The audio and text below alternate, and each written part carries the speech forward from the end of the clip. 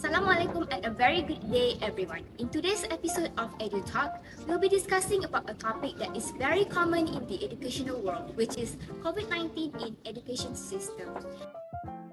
Before we go further into the topic, allow me to introduce the panel of speakers from IPG Campus Pulau Pinang. First, we have HANIS AFRINA, NURUL NASHWA, and last but not least, me myself, HAYATI, as one of the speakers and also the host of the day. The COVID-19 is an infectious disease caused by a virus called SARS-CoV-2. It is being spread through respiratory droplet created when the infected people cough, sneeze, or talk. Upon controlling the outbreak, educational institutions were not allowed to be operated physically. This EduTalk will be discussing further about what is the main purpose of COVID-19 restriction on educational institution, the impact of the virus to education system, and ways to maximize students' ability in adapting with the changes in education world due to COVID-19. We shall start with allowing HANIS AFRINA to share her thoughts about the main purpose of restriction on educational institution during the peak season of COVID-19. The floor is yours. Thank you, Hayati. So I'm going to talk about the cost of the implementation of MCO. It's mainly related to the health concern because during the MCO, we all know that it's related to the COVID-19 outbreak, which originated in Wuhan and then spread throughout the world. So I'm going to explain first about the HSS, or the health system strengthening, which is a continuous process of implementing changes in policy and practice to improve access, quality, and reliability of the health system. The most common HSS that we know is WHO, or World Health Organization. During the MCO, we all know that the COVID-19 can spread or transmitted when we are in contact with other people, and also from infected person's mouth and nose, especially when they speak, sing, sneeze, cough, or even breath. So also the COVID-19 can transmitted or spread, especially in poorly ventilated places or indoor settings, or even in confined and enclosed spaces.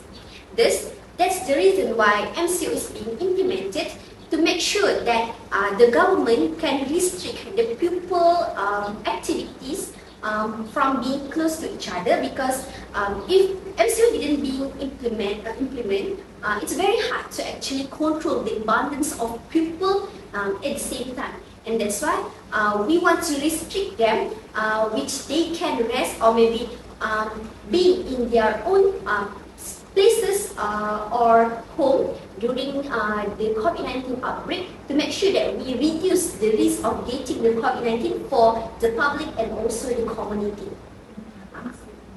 Yes, based on the article that I choose to review, entitled Addressing Gaps for Health System Strengthening, a Public Perspective on Health System Strengthening or Response to COVID-19 by Nur Zahira Balkis, Wen Hong Fan, Munira Ismail, Ruji Ng, on 2021. A survey was conducted based on the material that they want to gather in the article. So based on the survey, the public, mainly related to the people who are working in the public health system in Malaysia, many agree that our government had put their effort to actually stop the outbreak during the COVID-19 crisis in Malaysia. However, there are several parts that we need to improvise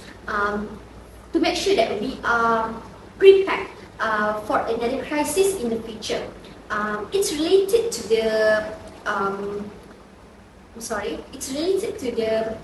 part such as adequate facilities during the outbreak, because as you all know, our country has faced a struggle in providing the facilities and also rooms for the COVID-19 patients, for the hospitals, and also we didn't have enough public health workers, and we need to collaborate with other agencies and also non-governmental bodies to make sure that we can provide as much as we can for the COVID-19 patients and also to treat another person with different illness and disease. And that's why by implementing MCO, we can help in treating, focusing in treating patients, and also to make sure that people who didn't get infected will stay, didn't get infected, because for people who have high immune, they might stay healthy and they can continue their daily activities even when they are being infected by the virus, but they still can spread the virus, concerning for the people who have sickness and or severe illness. They might get death, that we all know, and also they might get several main effect from the virus that actually hinder their activities and even make them sick to the point they cannot even wake up, and they will need like facilities such as oxygen mask.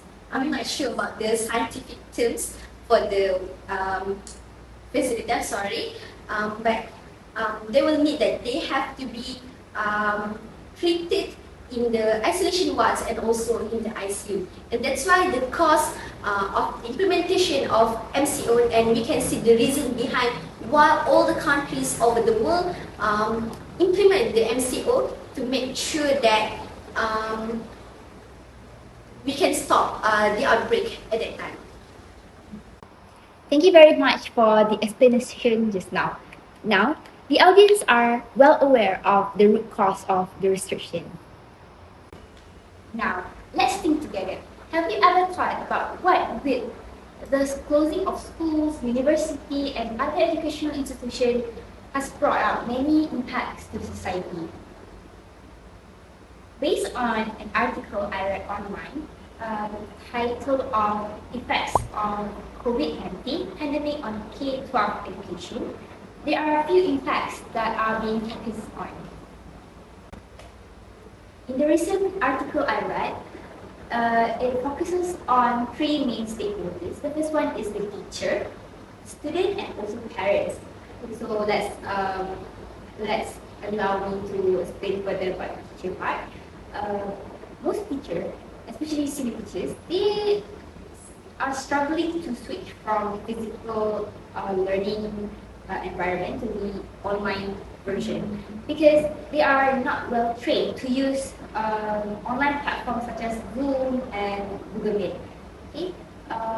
As the impact of this action towards the learning session and also the student, their teaching period most of the time will be cut into short period of time because during their session, teaching session, they have to deal with problems such as connectivity. Sometimes their learning materials are not shown at on the screen. So they will take more time to resolve this issue more than teaching itself.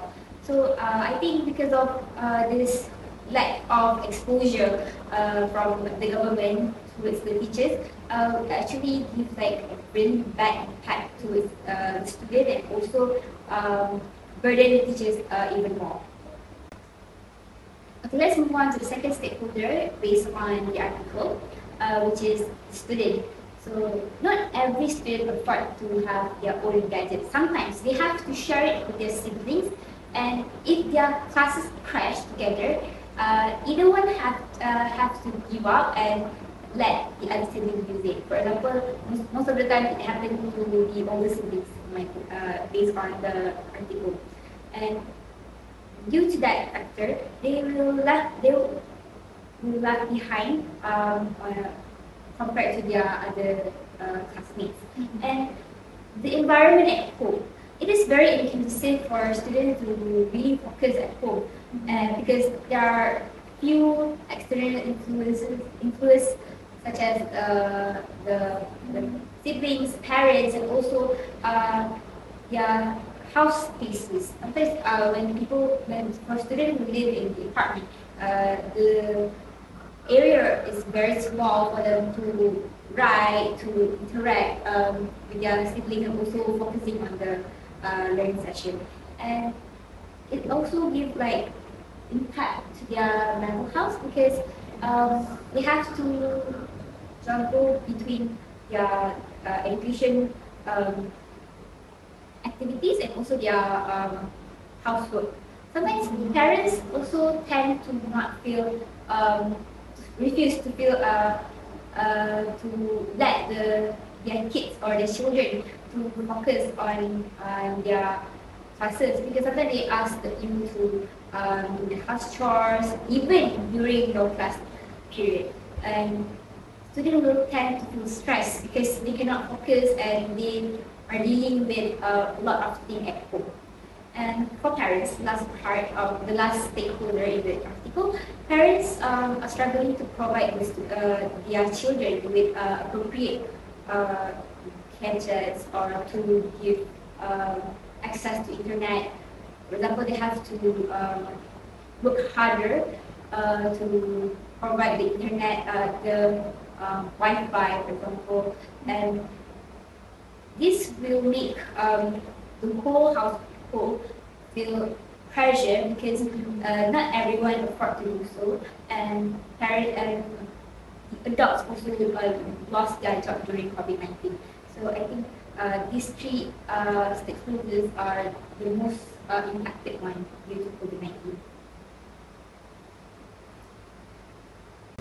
So after listening to Hayati's explanation, I can see why the students now are being uninterested in learning. We can say that few students, especially in upper forms, and also for students who entered year one when the COVID-19 started, they didn't focus much on the learning environment in school, as they are used to learning in houses, in their home.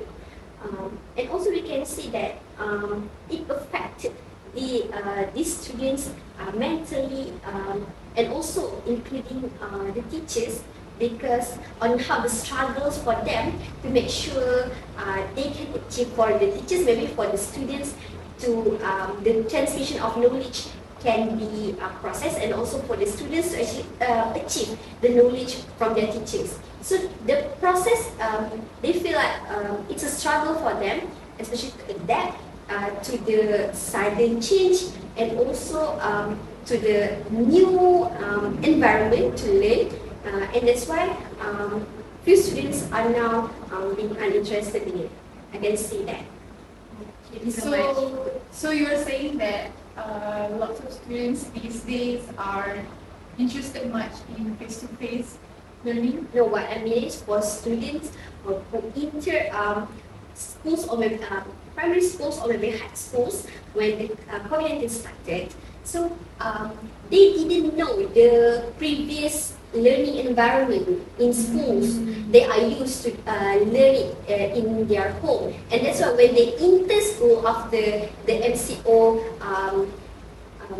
it's abolished, they feel weird to actually be in contact, listening for the teachers, face-to-face interactions. So the students who are not used to learn at the school yet. Yeah. Do any of you, or experience and feedback. Okay.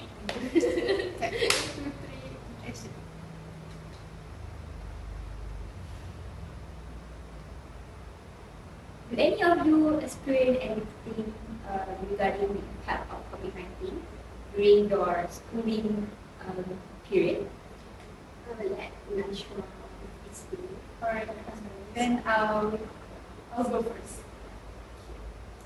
So back during COVID-19 period, I experienced struggles rather than to be compared with other friends of mine. I actually struggled a lot during the pandemic because at the time I was back in my village at my grandparents' house.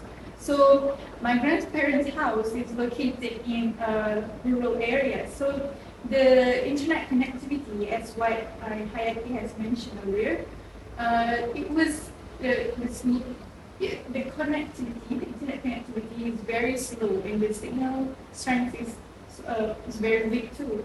So when the MCO has started, since everyone cannot get out from the house, not go anywhere, they must stay at home.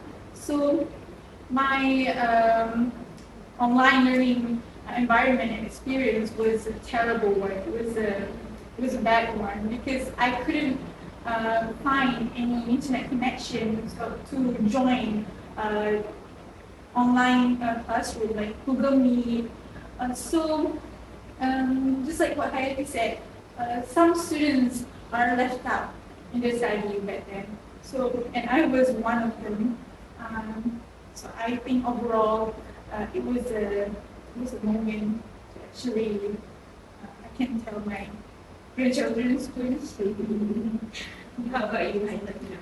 Well, as for me, I had a similar situation with NASHWA, which I actually spent majority of my time, during the COVID MCO in my grandparents' house. But the difference is that it's not because of the internet connectivity, because I live in city. My grandparents' house is in the city. The thing is, I can. It's like almost a year that I didn't get to see my parents, and that made me stressed and frustrated. I didn't notice it at first, but I realized after I cannot concentrate on my studies, and I often feel like it burdens me to study or to join any classes. And then one day I burst out crying while calling my father. I said that I want to go back, or maybe my parents should come here. But because of the restriction, like we cannot move to another district or being across the border. So the thing that I wanted the most at that time cannot be done because of the restriction. And after that, for a few weeks, I had a struggle that I have to tell my teachers I want to take a break from my online class. Of course, some of them actually understand the situation that before me, but for some of them, they feel like it's just as an excuse for me to not join, and I want to be lazing around in my house. Thank God, after that, I managed to catch up the topics that I actually left out behind because of my situation. And I truly thank my friends and also my few teachers that actually helped me personally to make sure that I can catch up, because at that time we actually go to school when I was Form 4. It's like a year of online learning, which I feel like I cannot process all the topics that I have learned for that time. It's the same with me too. It was a struggle. Yes. Before we move on to the next speaker, we have received a video of a question coming from an audience. So let's look at it first. Greetings to all. I have a question for the speakers. What did the government do to cater the need of mental state among students? That's all from me. Thank you. Thank you so much for the question. I'll be answering the question on behalf of all speakers. For that, I would like to thank the sender for your question. Based on my knowledge and understanding, the government has assigned the counselor teachers to send a link of a mental assessment, mental health assessment, and it was compulsory for students to answer it, so that the school can have access to what extent the student has been impacted by the online learning environment at their house. And based on my own experience myself, the counselor will release a list of names of students that require support from teachers, counseling teachers, and they will call them to ask about your well-being, and they will share with you some tips for you to handle your mental issues, or for you to have like a healthier lifestyle during the MCO, because we cannot do physical activities outside our houses. So they recommend you to read or to do something that you like to motivate you better and to support your emotions, your well-being, so that you won't feel burnt out during your online learning session. And I think it is a very good move from the government to actually care and support the students, even though being very far or being very far from the students. This is the first time I heard about this actually. Me too. Because I feel like when I came into the school that I got the mental health assessment, I never got one during the time when I'm in my home. Yeah, it was bad with me. Yeah. Now let's ask Nashwa's opinion about this topic. What do you have in mind, Nashwa? Thank you, Hayati, for the question. Earlier we have discussed about the causes by HANIS, and Hayati also has explained about the impact. And now I assume it's time for us to think of the ways that, which is like Hayati have mentioned earlier in her introduction, which was the ways to maximize students' ability in adapting with changes in educational sector due to COVID-19, or how to overcome these challenges that students had faced back in the pandemic. In this session, I would like to focus more on students and teachers in Malaysian educational context. So, first of all, as we have previously discussed, it is evident that some of the students and teachers weren't that familiar with the online learning environment before the COVID-19 hit our country. So, one way that I can think of that to maximize or enhance the students' ability for their learning process is through blended learning. So first of all, what is blended learning? Blended learning, simply put, it is a learning process where it combines both face-to-face learning and online learning environment all at once. So you have both face-to-face, traditional or we call it conventional classes, and also online, where you use digital or online platforms. So Based on an article that I have read, which I have put in my notes here, the title of the article is Cultivating Blended Learning in Teaching and Learning Teachers' Intrinsic and Extrinsic Readiness in Malaysia. There are a few benefits that, based on the article, that have been mentioned of the blended learning. Many studies have been made for the blended learning to identify what was the advantages or its effectiveness for students in Malaysia. So therefore I have listed down here in my notes. There were 3 points or 3 main advantages of blended learning. The first one is teacher can diversify their approaches in teaching instruction, where they able to through blended learning, since it's a mix of both traditional and also online learning.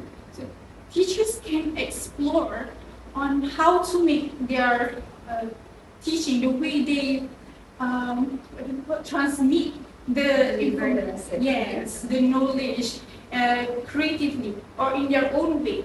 So in that sense, they are able to we call it like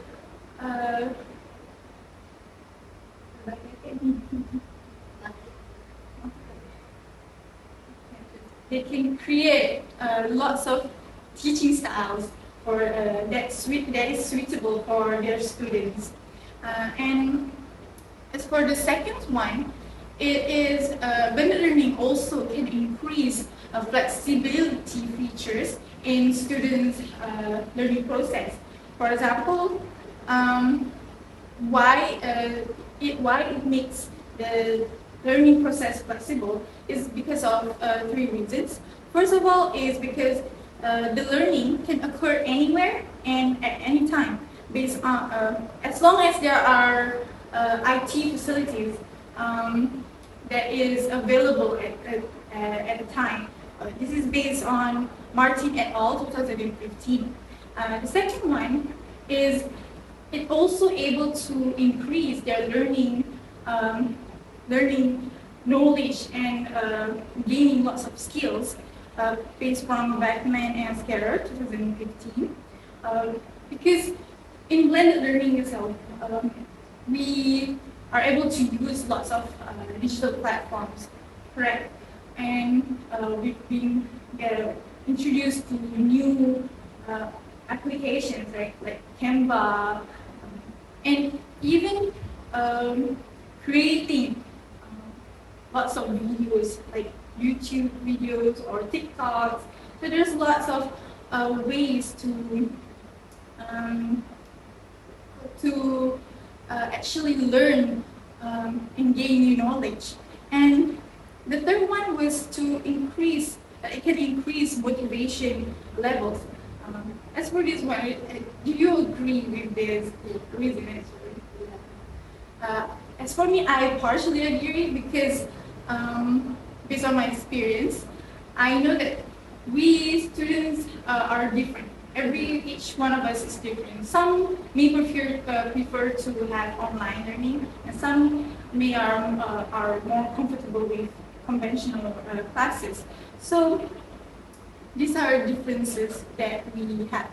And last but not least, the benefit of blended learning is that lots of scholars have agreed that it can produce meaningful learning through 3 points, through 3 things. It is able to fulfill the needs of the 21st century learning, which focus on schools, where schools will build and 6 additional skills: collaboration, critical thinking, communication, creativity, citizenship, and growth mindset.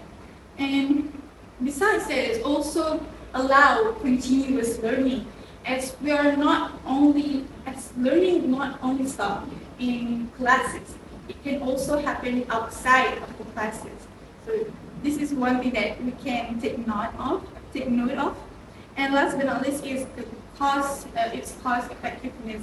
As for example, students who want to gain extra knowledge, like I believe HANIS have joined classes like MC Plus, correct? Yes.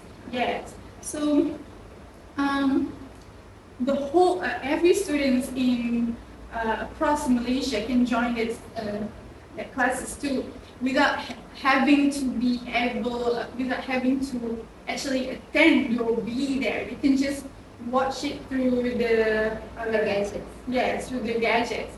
So by that means, by that only, it will save your money and time to actually be there. You just can prepare. Anyway, it's very convenient for them. Yes, you just have to prepare the gadgets and that's it. And so now let's move on to the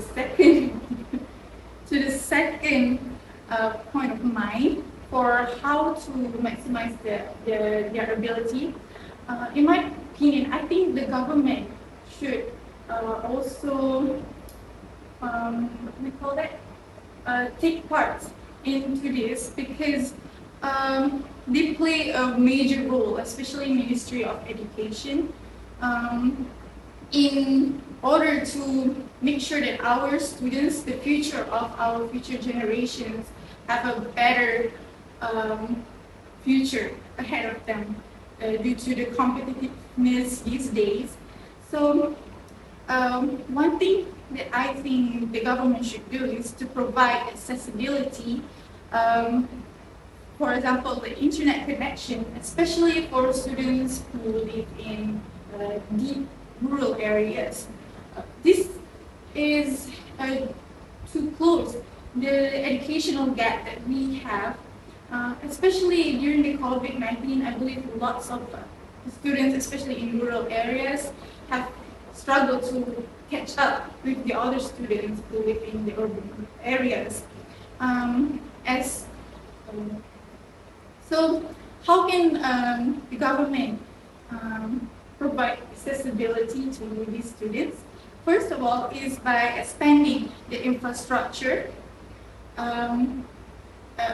by investing in expanding broadband infrastructure to reach deep rural areas. As we all know, that rural communities situated deep, far away from the central internet hubs. So these distances from the central hubs cause resulting in slower speed of the internet, which makes the internet connectivity weaker than in the urban areas. So, or simply put, we can say that the longer the distance is between a place to the central internet hubs, the weaker the signal strength is. So, the government should involve building in additional telecommunication towers, laying fiber optic cables, or utilizing satellite technology to provide internet access to remote locations.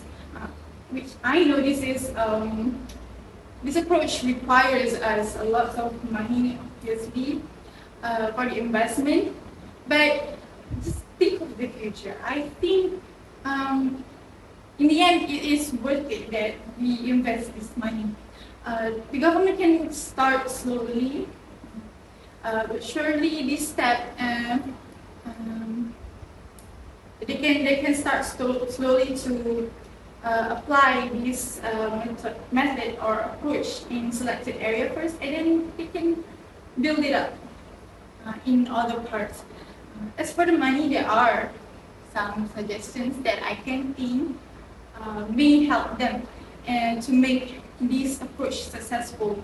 For example, the government can collect or partner with any or private sector telecommunication companies to co-finance this project. This will also help the company to leverage their expertise and resources, as well as while sharing the financial risks and responsibilities between the two. And for example, mobile, Maxis, what else? DG. Yes, DG. Cellcom. Cellcom, yes, sure. So these companies, they can collab together with the government to make this dream come true.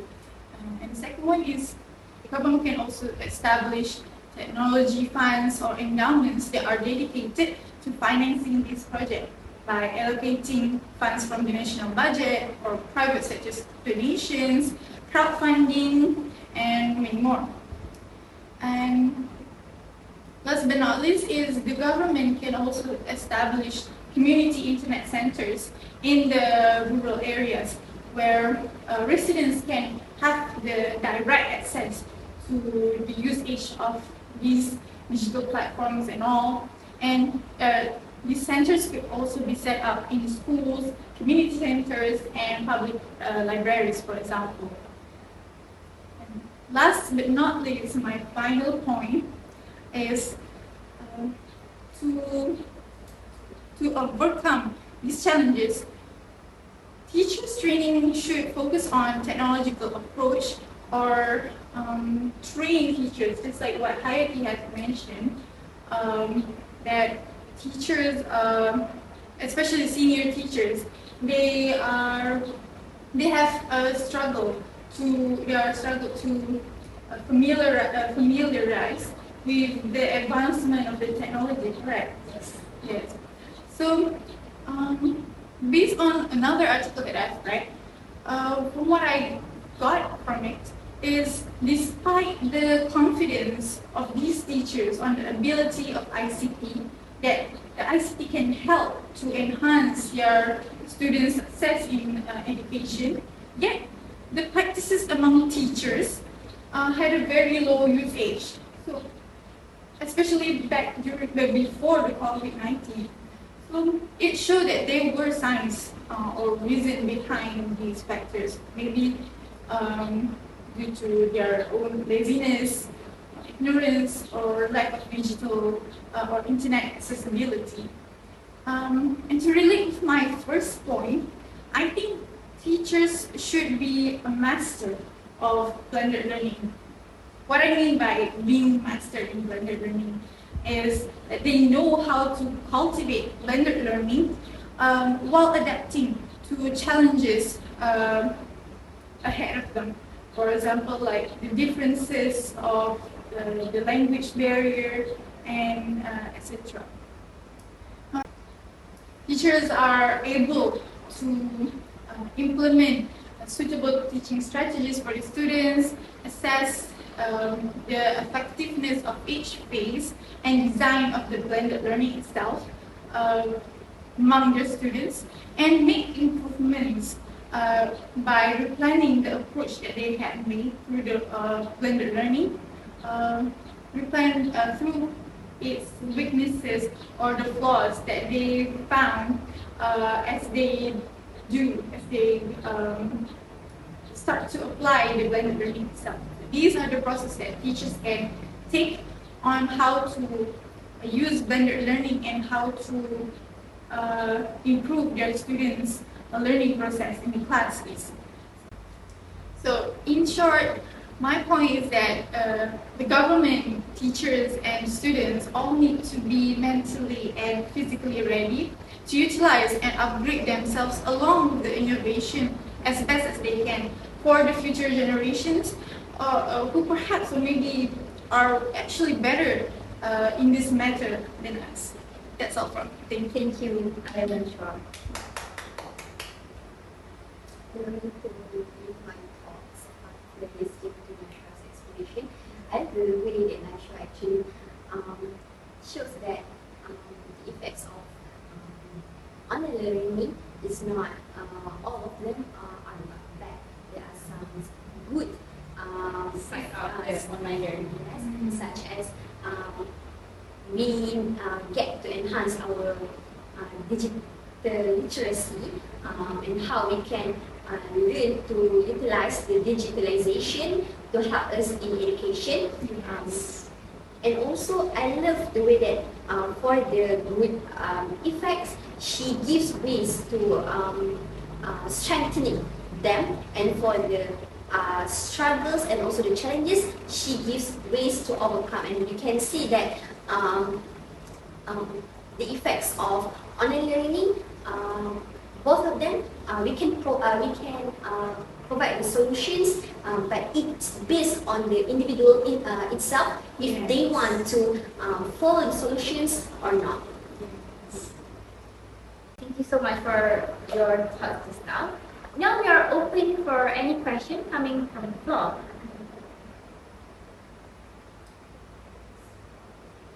Before we answer or we receive any question coming from the audience, I can see that the topic we chose today is very interesting to discuss about, because it is very engaging, and also we have a lot of new inputs that most of the people might not know, especially we are very close to the educational system as we are future teachers, so we can share what we have in mind about what to be revised in the education system.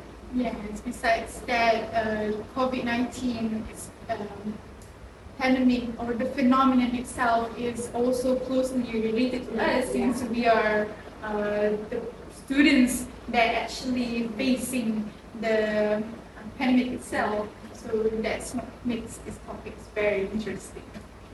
Okay, now we already received a video of question coming from the audience. Let's look at it. I want to ask one question regarding your topic. Do you think Malaysia will move to online learning education if MCO did not be implemented? Thank you.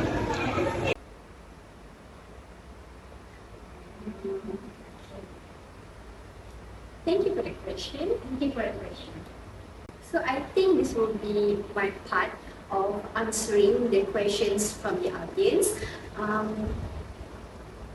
As for me, I think that even though we might not have the MCO and also the COVID-19 outbreak, there's a possibility for us to move into the online learning education because of our education systems are moving into 21st century education guidelines, where we need to include the ICT, the usage of ICT, and also digital tools in our education.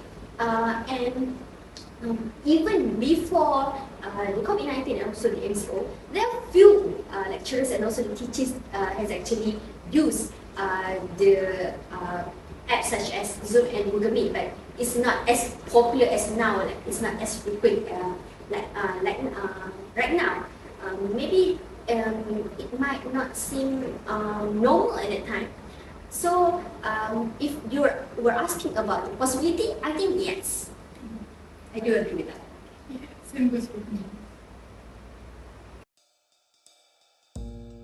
In conclusion, as we reflect on the impact of COVID-19 on education, it is clear that resilience and creativity are vital in overcoming adversity. Moving forward, we must build on the lesson learned and leverage technology to create more inclusive and adaptable learning environments. Although the road ahead may be uncertain, our collective commitment to education remains steadfast. Together, we can navigate these challenges with determination and shared vision of a brighter future for learning. Thank you for joining us for this journey.